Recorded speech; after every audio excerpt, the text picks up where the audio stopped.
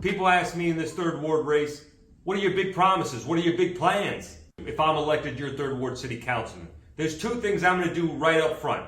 First and foremost, I am not voting for any city council president until they change the format of the meetings.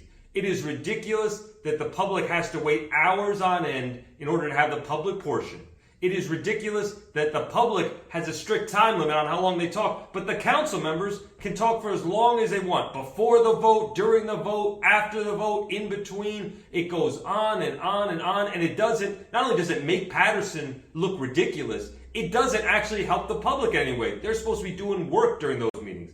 I've served for 20 years in different forms of government, the federal level, the county level, the state level. I've seen meetings of all kinds. I've never seen meetings like they've had in the Paterson City Council.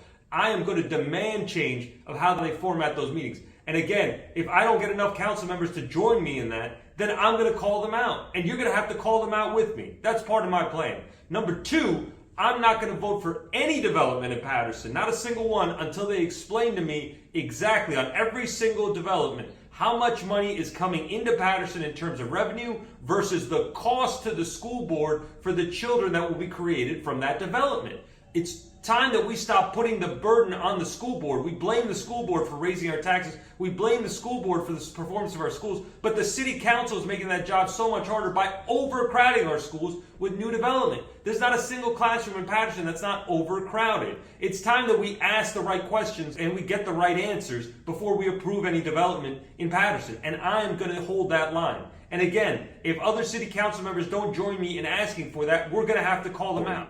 I'm sick and tired of people making big promises they can't keep. Everyone keeps trying to hit home runs, whether it's the Great Falls or bringing in a hotel or a Whole Foods or a Starbucks. That's not going to fix Paterson. Let's stop trying to hit home runs and actually get the singles and stop watching the ball go between our legs. We got to do the simple things first. So when I tell you I don't make big promises, it's because a promise is not getting a road or a park because you get to the city council and they say, oh, we don't have the money, I couldn't get it done. That's not a promise. A promise is something you keep. And I know the promises I can keep. I can keep the promises that I will be there for you when you need me. I will speak to you. If we disagree, I will tell you. I will be honest enough to tell you. That's a promise I can keep, that I will be there for you. I will not embarrass you on that council.